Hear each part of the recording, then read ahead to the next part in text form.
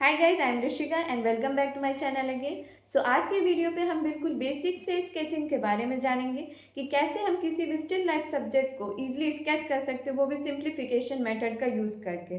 But इस video को start करने से पहले आपको सबसे पहले यहाँ पर दो काम करने हैं। पहला कि आपको इस वीडियो को पूरा एंड तक देखना है और इस वीडियो को ध्यान से देखकर इसके प्रॉपर नोट्स बनाने हैं। दूसरा, आपको इस वीडियो को दोबारा देखना है पूरा एंड तक और मेरे साथ प्रैक्टिस करना है। तो चलिए अब इस वीडियो को स्टार्ट करते हैं। स्केचिंग को स्टार्ट करने से पहले हमें क्या क्या चीज़ करनी है हम उनके बारे में बात करेंगे। सबसे पहले आपको लाइंस की प्रैक्टिस करनी है, हॉरिजॉन्टल और वर्टिकल लाइंस की, ताकि आपकी लाइंस एक फ्लो में बने। दूसरी चीज़, आपको डिटेल और कर्व्स को अवॉइड करना है। स्टार्टिंग में ट्राई करना है उन्हें लाइंस के फॉर्म में ड्रॉ करें आप जो भी कर्व्स को देख रहे हो, और डिटेलिंग को अवॉइड करना है। तीसरी चीज़, आपको डिफ़िकल्ट रेफरेंसेस को भी अवॉइड करना है अभी स्टार्टिंग में। Avoid difficult references. अभी के लिए बस इतना ही। अब इस सेशन को स्टार्ट करते हैं। तो यहाँ पर मैंने कुछ रेफरेंसेस लिए हैं, गूगल से निकाले हैं। आप भी इसी तरह के रेफरेंसेस गूगल या फिर पिंटरेस्ट कहीं से भी निकाल सकते हो। तो यहाँ पर मैं एक सिंपल सा रेफरेंस चूज़ करूँगी, जैसे कि एक मिनट, जैसे कि ये कैटल। तो यहाँ पर हमने इस रेफरेंस को लिया है। अब चलिए ड्रॉ करते हैं। तो यहाँ पर सबसे पहले मैं इसे एक बड़े से रेक्टेंगल में सिंप्लीफाई करूँगी। इस रेफरेंस को ध्यान से देखिएगा मैं किस तरह से इसको सिंप्लीफाई कर रही हूँ। फिर आप भी इस तरह से जब प्रैक्टिस करोगे तो आप भी ऐसे सिंप्लीफाई से करना। तो यहाँ पर सबसे पहले इसका हम एंगल के ऊपर फोकस करेंगे कि इसका एंगल किस तरह से बन रहा है। यहाँ पर हमें उसके ऊपर फोकस अपना देना है पूरा। यहाँ पर एंगल के ऊपर अच्छी तरह से फोकस करना है, किस तरह से बन रहा है, किस तरह से लाइंस बन रही है, कहाँ किस चीज़ की कहाँ पर प्लेसमेंट है, हमें सब चीज़ों को ध्यान रखते हुए वर्क करना है। यहाँ पर मेरा मतलब है कि इसके ओवरऑल प्रोपोर्शंस को हमें करेक्ट करना है। अब यहाँ पे ये जो देख रहे हो छोटा सा कर्व बना है, अब इसको लाइन के फॉर्म में ड्रॉ करोगे। यहाँ पर डायरेक्टली आपको सी कर्व को नहीं ड्रॉ करना है। यहाँ पर भी आप एक छोटा सा कर्व देख सकते हो। एक मिनट, ये लाइन यहाँ तक आएगी, यहाँ पर ये कर्व। अब ये जैसे कर्व आप देख रहे हो ये नीचे है, तो इसको भी हम लाइंस के फॉर्म में सिंप्लीफाई करेंगे, ना कि डायरेक्टली एक सी कर्व बनाएंगे जैसे दिख रहा है हमें स्क्रीन पे। यहाँ पर ये सिंप्लीफाई कर लिया। अब ये ऊपर हमें छोटा सा कर्व दिख रहा है, यहाँ पर देख सकते हो। तो इसको भी हम लाइंस में सिंप्लीफाई करेंगे कुछ इस तरह से। अब हमें इसकी प्लेसमेंट पर ध्यान देना है कि ये जो हैंडल है इस केटल का कहाँ पर है। जैसे कि मैं देख सकती हूँ ये थोड़ा सा इस वाले पार्ट से यहाँ पर नीचे है, तो यहाँ पर हम इसको ड्रॉ करेंगे। और ये भी ऐसे ही कर्व से थोड़ा सा ऊपर है, थोड़ा सा ही यहाँ पर है लगभग लगभग। तो इसको अब इसकी डिस्टेंस देखेंगे ये कितनी डिस्टेंस पे है ये चीज़ हमारी। तो मेरा गैस यहाँ पर ये है, ये हमने ड्रॉ कर दिया।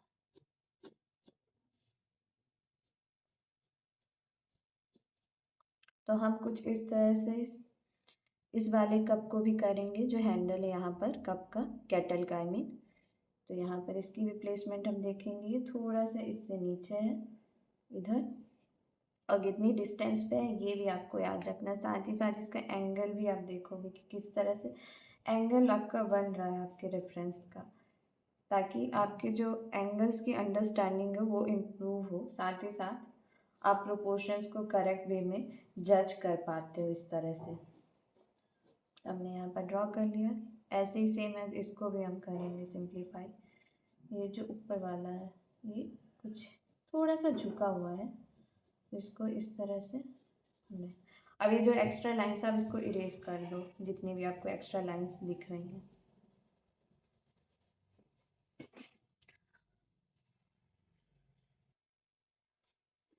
अब देख सकते हैं हमारा वर्क कितना क्लियर दिख रहा है ये लाइंस को रिमूव करने के बाद। ऐसे ही और रेफरेंसेस को हम ले सकते हैं। चलो देखते हैं कि कौन सा लें। ये नहीं, एक मिनट।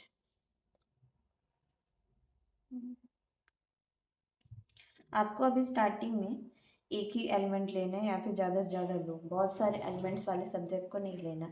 अब यहाँ पर इस रेफरेंस को मैंने इसलिए चूज़ किया है क्योंकि इसका यहाँ पर ना हमें ना ऊपर को ओवल दिख रहा है ना नीचे का, ये नहीं हमारा सब्जेक्ट। मैंने यहाँ पर इस रेफरेंस को इसलिए चूज़ किया, यहाँ पर ना हमें ऊपर को ओवल दिख रहा है ना नीचे का।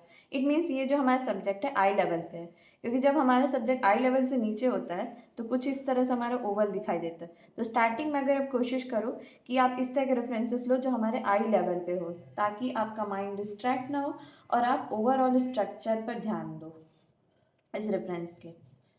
तो चलिए देखते हैं इसको भी कैसे ड्रॉ करेंगे यहाँ पर। तो यहाँ पर सबसे पहले मैं ओवरऑल सब्जेक्ट को सिंप्लीफाई कर लूँगी कुछ इस तरह से।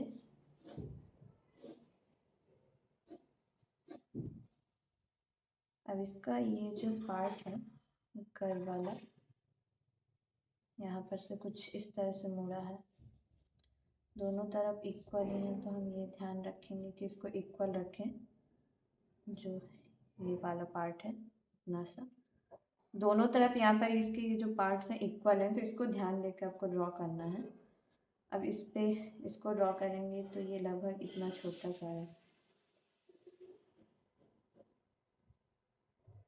अब ये जो एंगल है ये किस तरह से जा रहा है, आपको ये बहुत ध्यान देते हुए बनाना है कि यहाँ पर ये एंगल जो है हमारे ये वाला किस तरह से बन रहा है। क्या हमारे रेफरेंस जो हम ड्रॉ कर रहे हो वही सेम चीज़ यहाँ पर भी बन रही है। इस तरह से जब आप जज करते हो हर एक चीज़ को बनाते हो तो आप प्रोपोर्शंस को एक्यूरेटली बनाना सीखते हो।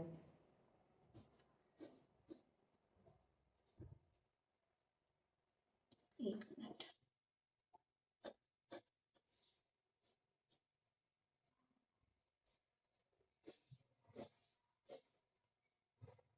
अब यहाँ पर ये जो ऊपर वाला पार्ट है हम इसको ड्रॉ करेंगे जो कि कुछ इस तरह से है।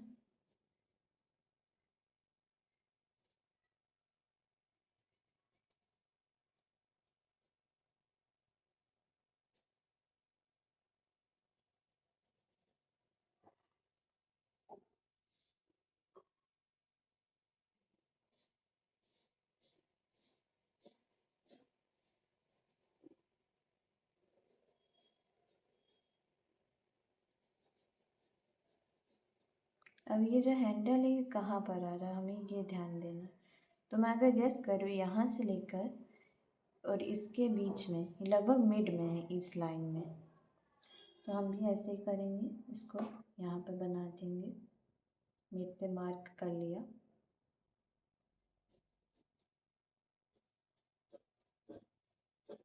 और हमारा बन गया कैटल या आई मीन जग। यहाँ पर भी हम ये एक्स्ट्रा लाइंस को रिमूव कर देंगे जैसे हमने सेम एज पिछले उस वर्क में किया था।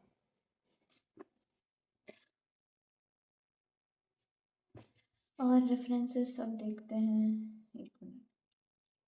अब जैसे ये फ्लावर वाला रेफरेंस देखते हैं, बहुत लोग यहाँ पर क्या गलती करते हैं, वो फ्लावर्स को सिंप्लीफाई करते समय कंफ्यूज हो जाते हैं और ज़्यादा फोकस अपना डिटेल की ओर करने लगते हैं, जिससे उनका आर्ट वर्क बेकार हो जाता है। तो चलिए सबसे पहले इस फ्लावर के हम इसके पॉट को ड्रॉ करेंगे, फिर फ्लावर्स को हम सिंप्लीफाई करेंगे। पॉट को हम पहले सिंप्लीफाई करेंगे। इसका जो ये ऊपर वाला पार्ट है ये कुछ पतले से रेक्टेंगल की तरह है, अगर ध्यान से देखो तो कुछ इस तरह का, और ये नीचे वाला पार्ट भी कुछ इस तरह से है। एक मिनट। अब जैसे यहाँ पर अगर मैं इसे कंपेयर करूँ तो यहाँ से, तो क्या ये जो पार्ट है ये इतना ही बड़ा है यहाँ पर से भी। तो आप जैसे देख सकते हो कि ये जो थोड़ा सा इधर वाला पार्ट है ज़्यादा बड़ा है इसके कंपैरेटिवली में। यहाँ से अगर हम कंपेयर करते हैं कितनी डिस्टेंस है इसकी, तो ये इस डिस्टेंस के मुकाबले थोड़ा सा बड़ा है। वही सेम चीज़ हम यहाँ पर भी अपने करेंगे। मैंने मान लो ये इतना लिया, गैस किया, तो मैंने इसकी जो ब्रेथ है, मान लो मैंने इसकी जब ब्रेथ को ड्रॉ किया मैंने इतना लिया, तो हमें जैसे कि पता है कि इसकी जो ब्रेथ है इसके वाले कंपेरेटिवली थोड़ी सी बड़ी है, तो हम वहाँ पर इसको बड़ा ड्रॉ करेंगे। ओके, यहाँ पर रख।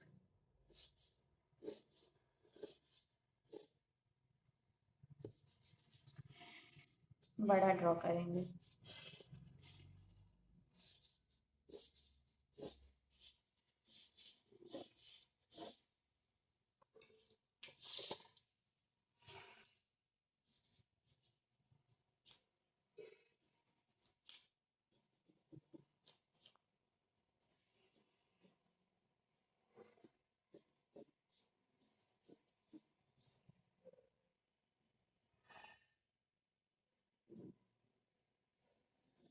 अब ये जो कर्व है ऐसे गया है, यहाँ से पूरा जुड़ा, तो आप इसको इस तरह से कर लोगे।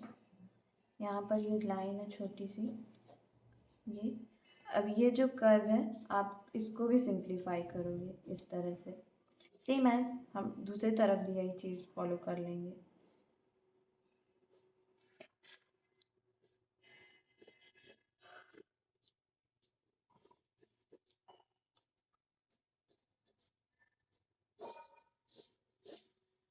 पर अब देखो यहाँ पर जो ये स्टिक है कहाँ पर आ रही है इस फ्लावर में, मैंने पहले इसको मार्क कर लिया। अब इसका एंगल आप देखो ये किस तरह से बन रहा है, ये कुछ इस तरह से फ्लावर झुका हुआ है, तो हम इसको ड्रॉ करेंगे, ना कि इसके पेटल्स को ड्रॉ करेंगे। बहुत लोग क्या करते हैं, पेटल्स को सिंप्लीफाई करना चालू कर देंगे। अभी हमें इतना डिटेल में नहीं जाना है, हमें इसके सिंपल एंगल्स को देखना है कि ये किस तरह से झुका, किस तरह से बन रहा है यहाँ पर इसका एंगल फ्लावर का, हमें उस पर मेनली फोकस करना है यहाँ पर। ये किया। अब ये जो ऊपर वाले फ्लावर से लेके यहाँ तक अगर आप सिंप्लीफाई पूरा करो तो ये एक एंगल में बन रहा है, इस तरह से आप देखोगे तो ये देखो ऐसे सेम एज यहाँ पर भी करेंगे। एक मिनट इसको इरेज कर लूँ मैं, ये मैंने किया। अब ये जो एंगल है यहाँ पर इस तरह से सेम एज हम अपने वर्क में भी यहाँ पर भी करेंगे। ये जो स्टिक है ये अब यहाँ पर है इसकी, मैंने इसको मार्क कर दिया। ये इस तरह से एंगल इसका यहाँ पर, ये ऐसे कुछ हद तक आगे बढ़ा हुआ।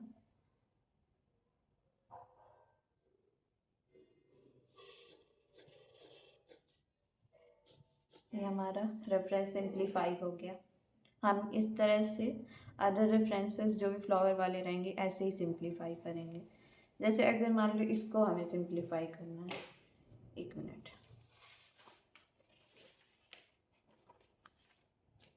मान लो मुझे इसे सिंप्लीफाई करना है तो मैं इसको किस तरह से करूँगी, यहाँ पर देखते हैं।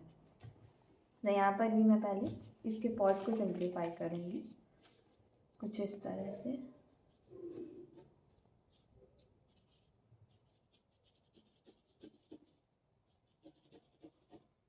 जब आप एक बार बॉक्स को लेके सिंप्लीफाई करना सीख जाते हो तो आप इस तरह से फ्रीली उसे सिंप्लीफाई कर सकते हो बिना बॉक्स की हेल्प के भी। ओके, बस याद रखना कि कहाँ पर किसकी डिस्टेंस कितनी बड़ी आ रही है, आपको ये सब कंपेयर करते हुए चलना है।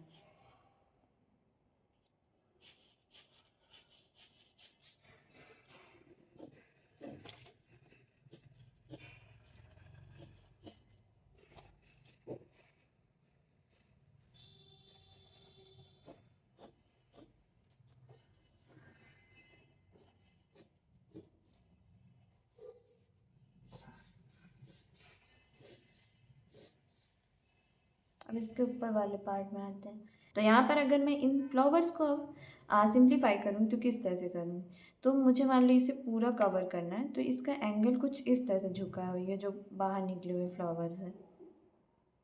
यहाँ पर हम ऐसे ही सेम एज यहाँ पर भी करेंगे। ओके, अब ये जो है एंगल यहाँ से पूरा लिया गया है, इसको लेंगे हम। अब यहाँ पर ये पूरा बन रहा है हमारा स्ट्रेट।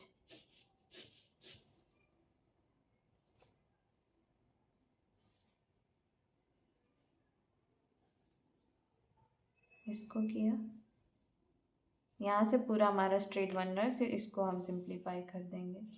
इधर की तरफ अब फ्लावर्स हैं, तो देख सकते हो कैसे हम मिनिमम लाइंस का यूज़ करके हम अपने सब्जेक्ट को सिंप्लीफाई कर सकते हैं।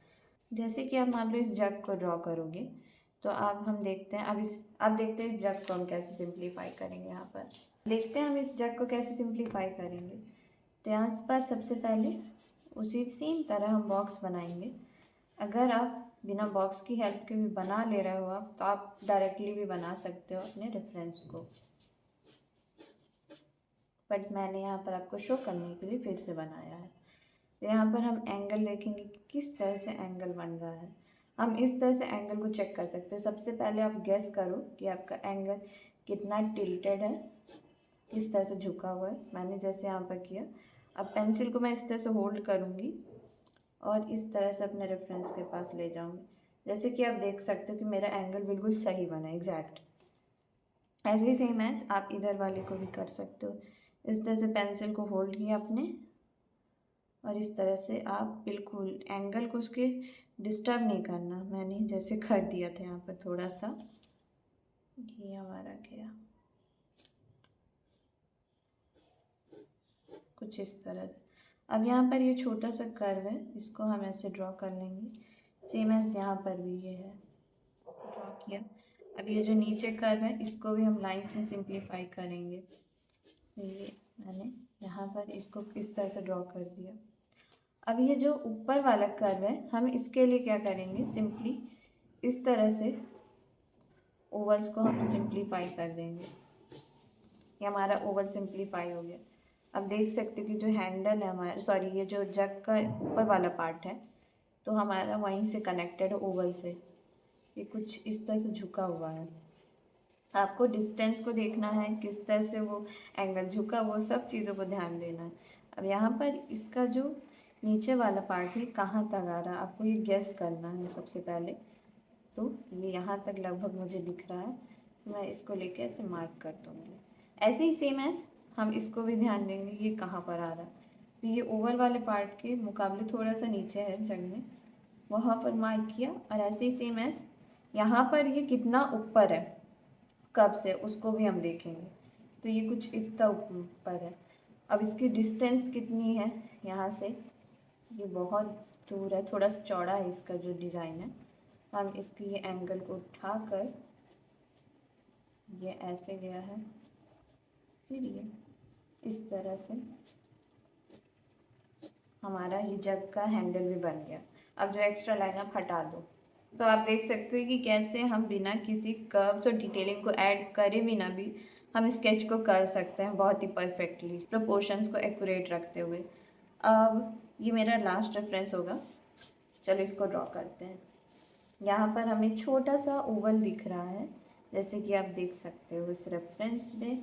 अब ध्यान देते हुए इसको ड्रॉ करेंगे। तो सबसे पहले मैंने इसके ऊपर वाले पार्ट को देखा, फिर जैसे कि मैंने बोला था कि आप एंगल को इस तरह से चेक कर सकते हो। इस तरह से आप पेंसिल को होल्ड करोगे और एंगल को ड्रॉ करोगे अपने। अभी आप स्टार्टिंग में बॉक्स की हेल्प लेके ड्रॉ करना, वो ज़्यादा अच्छा रहेगा। आप एक्यूरेट थोड़ा सा ड्रॉ कर पाते हो उसकी हेल्प से। जब मैंने भी स्टार्टिंग में प्रैक्टिस की थी, कुछ इसी तरह से प्रैक्टिस की है।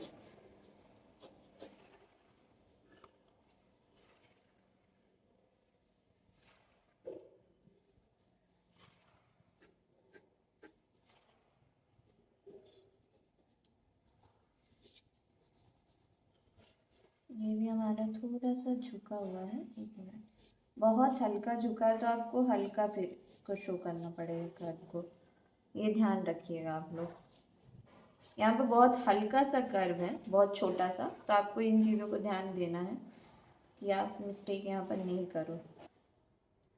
अब इसका ये जो हैंडल वाला पार्ट है कहाँ पर आ रहा है, इसको ध्यान देना। ये कुछ इस तरह से बिल्कुल स्ट्रेट यहीं पर जुड़ा है और बिल्कुल एंड तक है, कर्व के थोड़ा सा ऊपर है, तो यहाँ पर है। इसको इस तरह से डायरेक्टली यहाँ पर जॉइंट कर देंगे। अब ये जो ओवल है हमारा, इसको सिंप्लीफाई करने के लिए हम सिंपल ऊपर की तरफ लाइन ड्रॉ करके एक इस तरह से रेक्टेंगल ड्रॉ कर देंगे। इस तरह से हमारा ओवल समझ आता है कि ये क्रिएट हो गया। इस तरह से हम और रेफरेंसेस को सिंप्लीफाई कर सकते हैं। तो इस सेशन को अब यहीं पर हम एंड करते हैं। अगर आपने इसको पूरा एंड तक देखा है तो इसके प्रॉपर नोट्स बनाइएगा, और जो भी आप प्रैक्टिस कर रहे हो उसको भी आप मेरे साथ शेयर कर सकते हो इंस्टा पे, मुझे अपनी स्टोरी पर टैग करके। सो आज की वीडियो में बस इतना ही, मिलते हैं नेक्स्ट वीडियो पे। Till stay tuned.